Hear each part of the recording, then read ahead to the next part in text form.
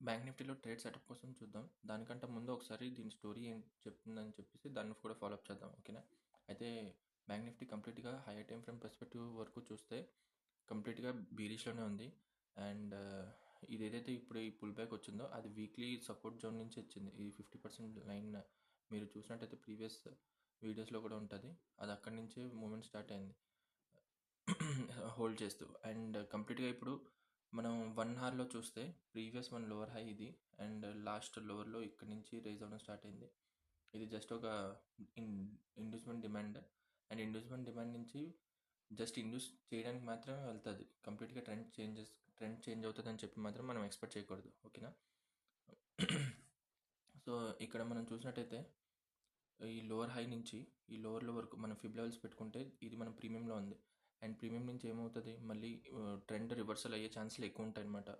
Like ఇప్పుడు మనం discount level నుంచి బై చేస్తున్నాం అనుకోండి. ఇప్పుడు బుల్లిష్ ట్రేడ్ అనుకుంటాం. హైయర్‌లో ఫార్మ్ చేసుకుంటూ వెళ్తుందంటే బట్ పర్టిక్యులర్‌గా ప్రతిసారిని హైయర్‌లో దగ్గరికి వచ్చి అక్కడి నుంచి మళ్ళీ మూవ్ అవ్వాలంటూ రూల్ ఏం లేదు. అది దాని ప్రీవియస్ లెగ్‌లో దాని డిస్కౌంట్ లెవెల్‌కి వచ్చినా అక్కడి నుంచి కూడా మూవ్ చేయొచ్చు. అది వాళ్ళ ఇష్టం. లైక్ మనం కూడా డిస్కౌంట్‌లో వస్తే ఏదైనా కొనడానికి ఇంట్రెస్ట్ చూపిస్తాం కదా! సేమ్ టు సేమ్ అనమాట.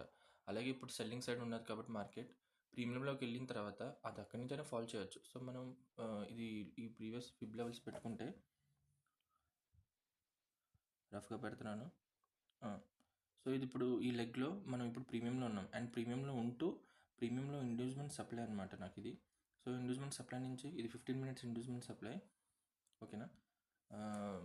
15 మినిట్స్ ఇండ్యూస్‌మెంట్ సప్లైది. అక్కడి నుంచి మనకి ఏంటంటే బయర్స్ ఏదైతే ఇక్కడి నుంచి వెళ్లారో అది జస్ట్ ఇండ్యూస్ చేయడానికే వెళ్లారు. అంటే మీరు కంటిన్యూస్‌గా చూసినట్టయితే లాస్ట్ 4 వీక్స్ నుంచి మార్కెట్ ఫాలో అవుతూనే ఉంది. ఈ లాస్ట్ మంత్ కాంట్రాక్ట్ అంతా జనవరి మంత్ కాంట్రాక్ట్ అంతా చూస్తే సెల్లింగ్ సైడే ఉంది. సో, మధ్య మధ్యలో జస్ట్ ఏదైతే పీఈ కాంట్రాక్ట్స్‌వి ఆప్షన్ ప్రీమియం పెరిగిపోయాయో అవి చాలా ఎక్కువగా పెరిగిపోయాయి. అలాంటప్పుడు ఒక సైడే ప్రీమియం హై రేంజ్‌లో ఉంటూ సీఈది అంతా జీరో అయిపోవడం అవ్వదు కదా! సో, అందుకే రీబాలన్సింగ్ చేయడానికి మాత్రమే ఈ పుల్ బ్యాక్ అనేది వచ్చింది. ఇది నేను నిన్నటి వీడియోలో కూడా మెన్షన్ చేశాను. గ్యాప్ అప్ ఓపెన్ అయ్యే ఛాన్సులు ఎక్కువ ఉంటాయి. ఉన్నానా మనకి 1000 పాయింట్స్ టు 1800 పాయింట్స్ వరకు మూవ్‌మెంట్ అయ్యే అవకాశాలు ఎక్కువ ఉంటాయని. బట్ ఇది 4 డేస్ ఇక్కడ కన్సాలిడేట్ అయ్యి అప్పుడు వెళ్తదనుకున్నా. బట్ ఒకరోజే 1000 పాయింట్స్ వచ్చింది. సో, చూడండి 1600, 1800 పాయింట్స్ ఆల్మోస్ట్. ఈ రేంజ్‌లోనే తిరిగితే మనకేంటంటే సాటర్డే మ్యాక్స్ సెల్లింగ్ సైడ్‌కి వస్తదని చెప్పి మనం ఎక్స్‌పెక్ట్ చేస్తున్నాం. ఓకే. సో, స్టోరీ ఏంటంటే ఇప్పుడు మనం సెల్లింగ్ సైడ్‌లోనే ఉన్నాం. హైయర్ టైమ్ ఫ్రేమ్ పర్స్పెక్టివ్ చూస్తే కూడా అలాగే ఉంది. బట్ 15 మినిట్స్‌లో చూస్తే లాస్ట్ ప్రీవియస్ ఏదైతే ఉందో ఇక్కడ చేంజ్ ఆఫ్ క్యారెక్టర్ అయిపోయింది నాది. సో, ఇక్కడి నుంచి కంటిన్యూ చేయొచ్చు. ఎక్కడి వరకు ఏదైతే లిక్విడిటీ తీసుకోవాలనుకుని మనం ఎక్స్‌పెక్ట్ చేస్తున్నామో అక్కడి వరకు. హైయర్ టైమ్ ఫ్రేమ్ లిక్విడిటీ తీసుకోవడానికి. సో, 1 అవర్‌లో ఇది ఎక్స్‌ట్రీమ్, ఇది ఇండ్యూస్‌మెంట్. అండ్ ఈ 15 మినిట్స్‌లో ఏదైతే ఇండ్యూస్‌మెంట్ లెవెల్ ఉందో నాకు సప్లై అక్కడి నుంచి చేంజ్ ఆఫ్ రేట్ ఇచ్చిందనుకోండి, మనం ఇక్కడి నుంచి ట్రేడ్ తీసుకోవచ్చు. సో, ఇప్పటివరకు స్టోరీ అయితే మనం చెప్పేసుకున్నాం. ఎందుకు ఇది ఇక్కడి నుంచి ఇక్కడి వరకు మూవ్‌మెంట్ అయింది. ఇప్పుడు మనం ఎటు సైడ్ వెళ్ళాలి ఏంటి అనేది. ఇప్పుడు ట్రేడ్స్ ఏమైనా ఉంటే మనం దాని గురించి మాట్లాడుకుందాం సెటప్. సో, ఇందులో ట్రేడ్ సెటప్ కోసం వెతుకుదాం అని చెప్పి అనుకున్నాం కదా! ఇక్కడ నుంచి మనం ట్రేడ్ బీరిష్ సైడ్ ఉండడానికి నేను ఎక్కువ ట్రై చేస్తాను. ఈ ప్రీవియస్ డిమాండ్ వరకు రావడానికి. అండ్ ఇంకోటి గుర్తుపెట్టుకోవాలి. ఇది ప్రీమియంలో ఉన్నానా లైక్ ఇంత హై వచ్చిన తర్వాత ఖచ్చితంగా కరెక్షన్ వస్తది. సో, మనం పీఈ తీసుకోవాలి అనే దానికి లాజిక్ లేదు. కొన్ని కొన్ని సార్లు ఏమవుతదంటే మార్కెట్ కంప్లీట్‌గా ఒకేసారి మూవ్‌మెంట్ అవుతది. మనం ఈ చిన్న కరెక్షన్ వస్తది. పీఈ తీసుకుందాం అని చెప్పి మళ్ళీ ఇక్కడ ఉన్న లోవర్ టైమ్ ఫ్రేమ్‌లో సప్లైకెళ్తాం. అది మళ్ళీ కొద్దిగా కిందకొచ్చి మళ్ళీ పైకెళ్ళిపోద్ది. సో, మనకి ఒక ప్రాపర్ సెటప్ ఉండాలి. ఎందుకు ఇక్కడి నుంచే పడతది, ఎందుకు ఇక్కడి నుంచి కిందకి రావచ్చు అని చెప్పి. సో, నేనిక్కడ ట్రేడ్ సెటప్ వెతుకుతున్నాను. ఇన్ కేస్ ఏమైనా ఉన్నట్టయితే లోవర్ టైమ్ ఫ్రేమ్‌లో కన్ఫర్మేషన్ ఎగ్జిక్యూట్ చేస్తాను. మార్కెట్‌లో ఇప్పుడు ఈ ప్రీవియస్ హై బ్రేక్ చేసి ఈ లెవెల్ ఏదైతే సప్లై పెట్టుకున్నానో ఆ లెవెల్‌కి వచ్చిన తర్వాత ఇప్పుడు ఆల్రెడీ వచ్చేసింది. ఇక్కడ గాని నాకు లోవర్ టైమ్ ఫ్రేమ్‌లో కన్ఫర్మేషన్ ఇస్తే నేను ఇక్కడి నుంచి పీక్ ట్రై చేస్తాను తీసుకోవడానికి. అండ్ ఎక్కడి వరకు అనేదంటే ప్రీవియస్ ఈ లో బ్రేక్ చేయాలి. అండ్ ఇక్కడ డిమాండ్ ఏదైతే పెట్టుకున్నానో అక్కడికి రావడానికి. ఓకే. ఇక్కడ ట్యాప్ అయింది మన జోన్‌కి వచ్చిన తర్వాత ట్యాప్ అయ్యి ఇప్పుడు మనకి కన్ఫర్మేషన్ అయితే డైరెక్ట్‌గా ఇక్కడి నుంచి ఎంట్రీ తీసుకోవాలనుకుంటే ఇలా కూడా ఎంట్రీ తీసుకోవచ్చు. ట్యాప్ అయిన తర్వాత స్టాప్ లాస్ ఎలాగో చిన్నదే వస్తుంది కాబట్టి మనం ఈ విధంగా కూడా తీసుకోవచ్చు. లేదు కన్ఫర్మేషన్‌కు ఇంకో డబుల్ కన్ఫర్మేషన్ వెయిట్ చేద్దాం అంటే ఈ క్యాండిల్ లో బ్రేక్ అవుతున్న తర్వాత తీసుకోవచ్చు. బట్ స్టాప్ లాస్ అనేది కొద్దిగా పెద్దదవుతుంది. నేను ప్రెజెంట్ ఈ స్ట్రైక్ ప్రైస్ కోసం వెయిట్ చేస్తున్నాను.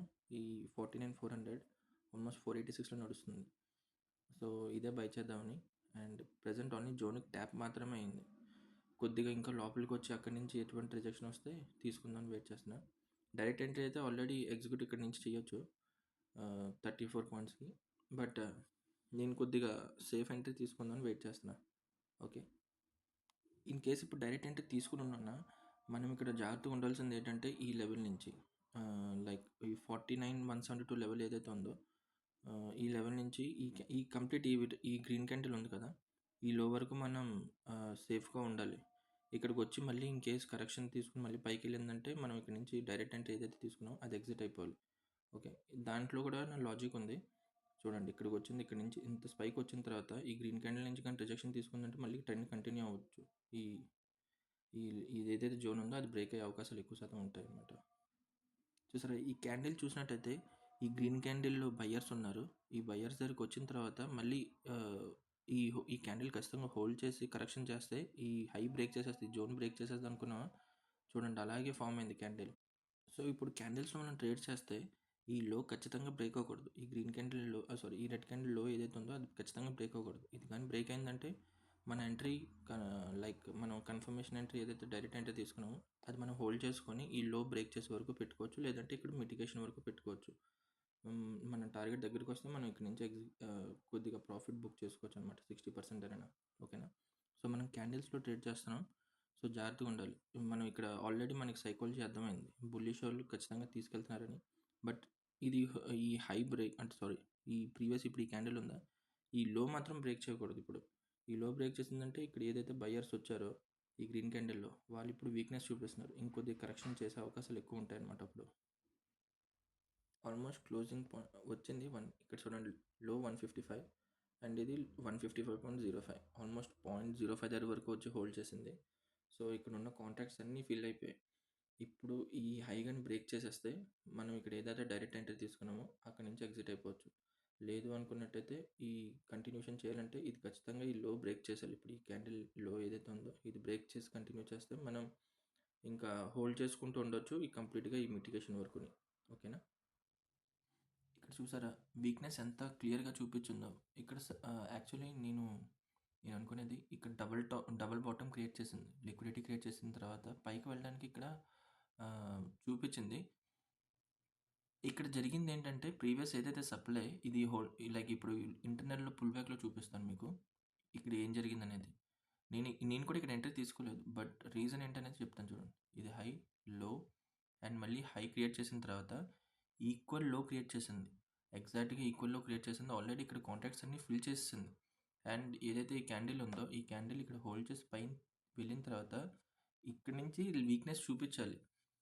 బట్ ఇక్కడ బయర్స్ ఏం చేసింది, బయర్స్ ఇక్కడ హోల్డ్ చేసిన తర్వాత ఈ జోన్ ఏదైతే ఉందో ఈ కంప్లీట్ సప్లై జోన్ దీన్ని బ్రేక్ చేయాలి. కానీ అది బ్రేక్ చేయకుండా ఈక్వల్ లోస్ క్రియేట్ చేసి లిక్విడిటీ జనరేట్ చేసిన తర్వాత ఎప్పుడైతే ఈ గ్రీన్ క్యాండిల్ లో బ్రేక్ అవుతుందో అప్పుడు మనం ఎంట్రీ తీసుకోవాల్సింది. బట్ అస్సలు మనకి ఛాన్స్ ఇవ్వలేదన్నమాట. బట్ ఆల్రెడీ చెప్పా కదా, డైరెక్ట్ ఎంట్రీ తీసుకునే వాళ్ళకైతే ఇది ఒక మంచి ఎంట్రీ అని. సో ఇది మనం మిస్ అయ్యాం. సో లాజిక్ అయితే మీకు ఎక్స్ప్లెయిన్ చేశాను కదా, ఈ లో బ్రేక్ చేయడమే దీని లాజిక్. అండ్ ప్రీవియస్ డిమాండ్కి వచ్చింది, ఈ డిమాండ్ నుంచి మనం మళ్ళీ కంటిన్యూ చేయొచ్చు. ఈ సప్లై ఏదైతే ఉందో ఇది జస్ట్ రీఫైన్ సప్లై అనమాట. అండ్ ఈ ఇండ్యూస్మెంట్ ప్రీమియంలో ఉంది. సో హయ్యర్ టైం ఫ్రేమ్ ప్రకారం చూస్తే ప్రీమియంలో ఉంది. ఇండ్యూస్మెంట్ సప్లై నుంచి మనకి మళ్ళీ కన్ఫర్మేషన్ ఇచ్చింది, ఎంట్రీ తీసుకోవచ్చు. బట్ ఈ డిమాండ్ కానీ హోల్డ్ చేయలేదు అన్నట్టయితే ఇంకా ట్రెండ్ కంటిన్యూ అవ్వచ్చు. మళ్ళీ ఏదైతే మన బీరిష్ ట్రెండ్ ఉందో అది కంటిన్యూ అవ్వచ్చు. ఓకేనా, ఇదే ట్రేడ్ లాజిక్ ఏదైతే ఎక్స్ప్లెయిన్ చేయాలనుకున్నానో. సో ఆల్మోస్ట్ ఇక్కడ 200 పాయింట్స్ ఈజీగా గ్రాప్ చేసుకోవచ్చు. ఓకే, సో ఇదే లాజిక్. Thank you.